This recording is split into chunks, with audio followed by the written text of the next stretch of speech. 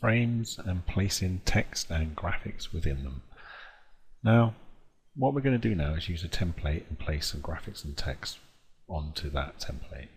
But before we begin, can we all go to Window, Workspace, make sure we're on Essentials, then Reset Essentials. This will change our workspace so we're all looking at the same. Collapse any windows here that may have popped open. And what we're going to do is, myself, because I like it this way, I'm going to expand or double up my toolbar. That's a personal preference, up to you. Next, we're going to go to File, Open, and open Frames to InDesign template, INDT. Okay, INDT.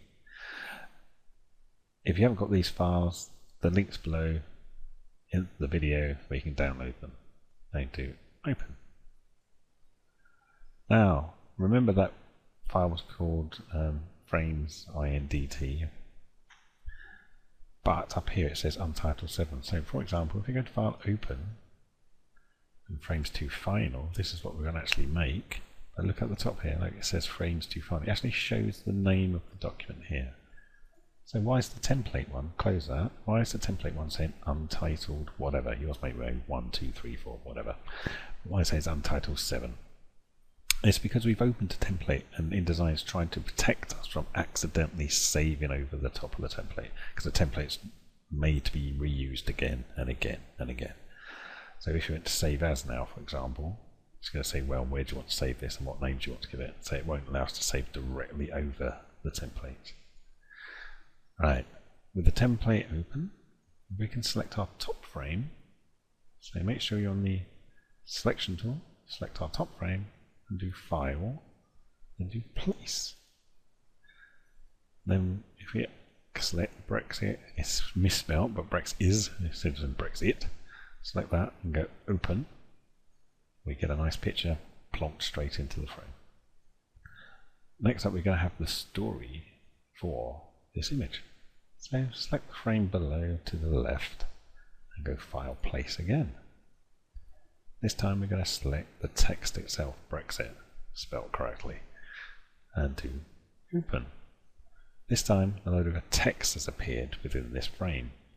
Now you'd see there is a new icon here and one there. This is called Output, i.e. something flows out of it. This is called Import, something flows into it. So what we can do is click on this output, because this is signifying there's more text to be displayed. So we click on that output and we've got what's called the loaded text icon. And we're going to click on the next frame to the right. Now this has now turned blue, indicating it's flowing somewhere. We know it's flowing into this frame, and this import has turned blue, indicating something's flowing into it. The first text frame has no blue icon inside that square. It means this is the number one. This is where the story starts or begins. So it flows out of here and into there. Notice there is more text here. Ideally, we'd click on that and add it to page 2, 3, wherever the story was going to continue. But for today, we're not going to do that. If you've accidentally clicked on it and you've got the loaded text icon, just press Escape on your keyboard to dismiss it. Now, what we're going to do is change a little bit more on here. So let's use the magnify tool, click on magnify, draw a marquee on the zoom around the area we're going to work on. And what I'm going to do is give this a title. Brexit. So B-R-E-X-I-T exclamation mark. And then press return. Obviously that's not big enough as a title. So I'm going to select it. Make sure I've got the type tool selected if that doesn't work.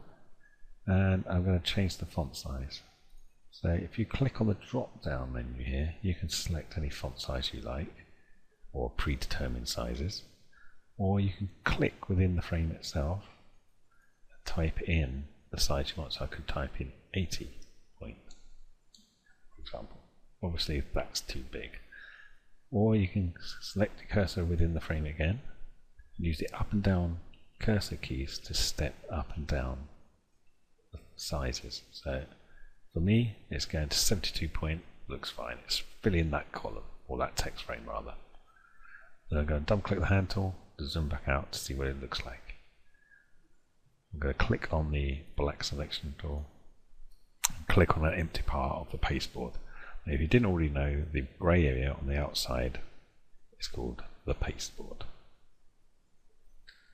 Now, next, we're going to have another story down here. We can't have it all about doom and gloom. So I'm going to select the bottom right frame, go File, Place. This time I'm going to select the fashion.jpg and place that within. Now obviously that's not how we want the image to look. Now, black selection tool still, click it, and you'll find you should be able to move the image within the frame if you drag from the very center, i.e. if you drag from here, it's going to move the frame. If I move the cursor to the center, you should get a hand come up and you can move the image around within the frame. But still, that's not what I require. I'd like more of the model to be visible. So what I'm going to do is change to the direct selection tool. Click the image again. This time we can see this brown border indicating the actual size of the image, and it's being cropped by the frame it's contained within. So I'm going to resize the image. Now you can just drag one of these nodes and resize it. Obviously that's not going to look good, even though I could move it into the frame and fiddle around with resizing, blah blah blah, but she's gone extra thin, blah blah. So that's not what we want. So I'm just in Control Z to undo all that. I'll get back to this stage and I'm going to hold Shift key down and resize. And from the other side as well. Then if I'm happy, I'm going to click off an empty part. Yep, I'll leave that as is. That's good enough. Next up, I'm going back to my selection tool. Select the bottom left frame and go to File, Place. This time we're going to select the fashion.text, which goes in. Again, zoom in, give it a title, Fashion Future, question mark this time. And again, select it and resize as required. Double click the hand tool, see what it looks like. Now at this point we really want to have a good idea what it looks like without all these guidelines on. So if you look over at the bottom of the toolbar, you've got normal display and preview display. I'll click on preview, it shows me what it would actually look like when it prints without all the guidelines. Click back on normal, it shows me all the guidelines. If your display is on the singular bar, you have to hold your mouse button down on the bottom icon and select preview. Okay. So placing text is very simple, just select the frames, place the text in. Placing graphics, the same thing, select the frame and place them in. If you wish to resize the graphics, you select the graphic within the frame using the white selection tool. You can also select the graphic independently by double clicking with the selection tool. So one click will select the frame, double click will select the content of the frame. Same with text. If I click once, it will select the frame. Double click, it will go into edit mode. Triple click, it will select the text, and so on and so on. So 4 clicks selects the story. And that's all for frames for this tutorial. Next up we'll look at placing and editing and also changing the shapes of frames.